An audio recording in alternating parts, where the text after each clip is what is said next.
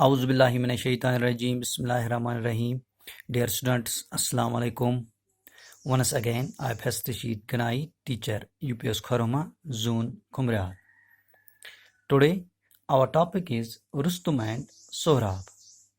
Class 8th subject, English, date 18th May 2020. پیارے بچوں، جو یہ کہانی ہے یہ باپ اور بیٹے کی ایک دکھی کہانی ہے۔ رستم کا جو بیٹا تھا اس کا نام سہراب ہے۔ رستم ایران کا بہادر اور نڈر فوجی مانا جاتا تھا۔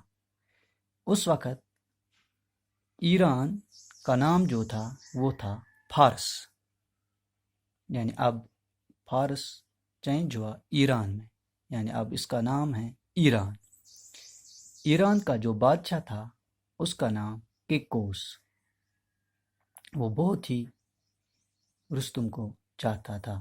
رستم اتنا نڈر آدمی تھا، اتنا بہادر آدمی تھا کہ جو بھی رستم کا نام سنتا تھا وہ بھاگ جاتا تھا۔ پیارے بچوں، اب آپ میری طرف دھیان رکھو اور اچھی طرح سنو۔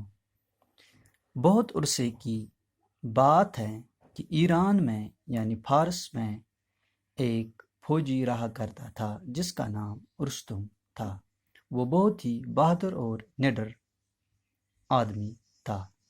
اس نے اتنی بار اپنے ملک کو غیر ملکی حملوں سے بچا تھا کہ اس سے فارس کی ڈال کہا جاتا تھا، یعنی غیر ملکی حملوں سے رستم نے بہت بار اپنے ملک کو بچایا تھا۔ اب اس کو فارس کی ڈال کہا جاتا تھا، یعنی رستم کو فارس کی ڈال کہا جاتا تھا، یعنی ایران کی ڈال کہا جاتا تھا۔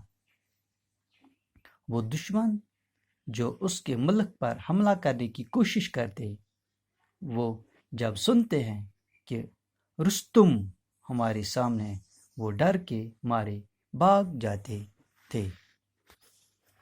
فارس یعنی ایران کا جو بادشاہ تھا وہ کہا کرتا تھا کہ فارس تب تک محفوظ ہے جب تک رستم ہماری فوجوں کی قیادت کرتا ہے۔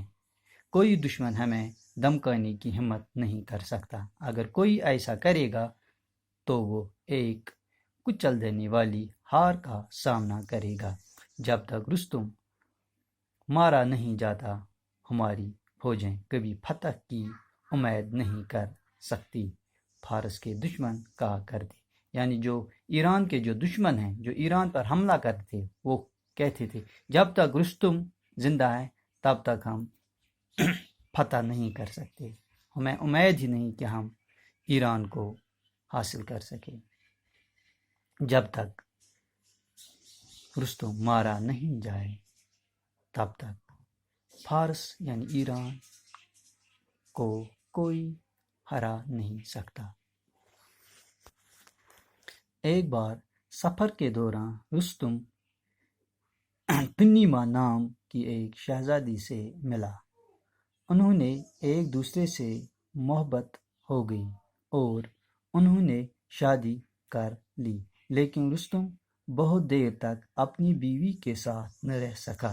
فارس کے بادشاہ نے یعنی کیکوس نے جلد ہی اسے بلوایا بھیجا، کیونکہ وہ اتنی دیر تک تحفظ محسوس نہیں کرتا تھا جب تک رستم اس کی سلطنت میں اس کی حفاظت اور مدافعت کرنے کے لیے حاضر نہ ہو۔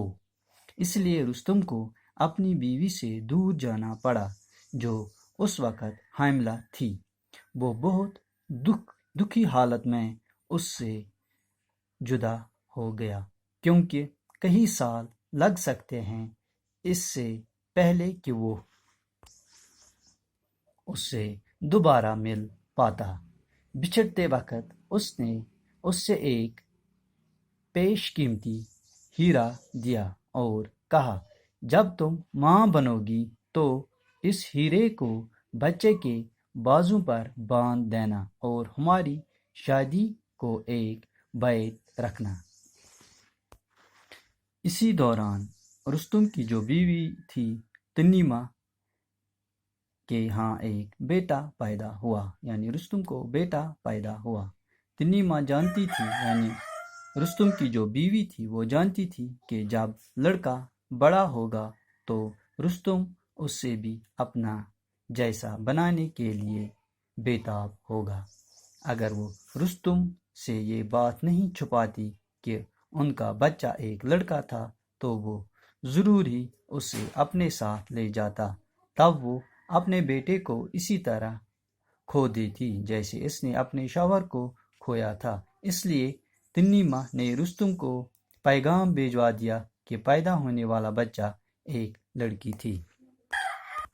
یعنی رستم کی جو بیوی تھی اس نے رستم کو پیغام دیا کہ بیٹا پیدا نہیں ہوا بلکہ بیٹی پیدا ہوئی، کیونکہ جو رستم کی بیوی تھی وہ یہ سوچتی تھی کہ اگر میں رستم کو یہ بتاؤں کہ لڑکا پیدا ہوا، رستم اسے اپنا جیسا بنائے گا اور جس طرح میں نے اپنے شوہر کو کھویا اسی طرح میں اپنے بیٹے کو بھی کھو دو گی۔ تنیمہ نے اپنے بیٹے کا نام سہراب رکھا، جس کے معنی ہوتے ہیں بہت سی مسکراہٹوں والا بچہ، یعنی سہراب کا جو معنی ہیں وہ ہیں بہت سی مسکراہٹوں والا بچہ۔ سہراب ایک بہادر اور خوبصورت نوجوان کے روپ میں جوان ہوا، یعنی یہ سہراب تھا، رستم کا جو بیٹا تھا وہ بہت ہی بہادر اور خوبصورت نوجوان کی روپ میں جوان ہو گیا۔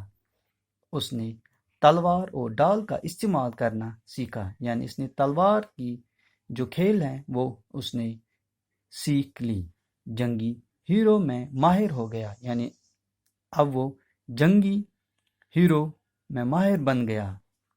میلوں دور تک کوئی ایسا نہ تھا جو تلوار بازی میں اس کا مقابلہ کر سکے، یعنی جو تلوار بازی ہیں کوئی اس کو ہرا نہیں سکتا سہراب کو۔ پیارے بچوں، کل ہم اس کے آگے پڑھیں گے، جو امید ہے آپ کو اتنا سمجھ آیا ہوگا کہ کس طرح رستم اور اس کی بیوی اور اس کا بیٹا ایک دوسرے سے بچھڑ گئے، کس طرح رستم کی بیوی نے اپنے شوہر کو یعنی رستم کو پیغام بھیجا کہ آپ کو بیٹا پیدا نہیں ہوا بلکہ ایک بیٹی ہوئی۔ کیوں اس نے یہ پیغام دیا آپ کو اتنا سمجھ آیا ہوگا۔ انشاءاللہ کل ہم اس کے آگے پڑھیں گے۔ تھینکس۔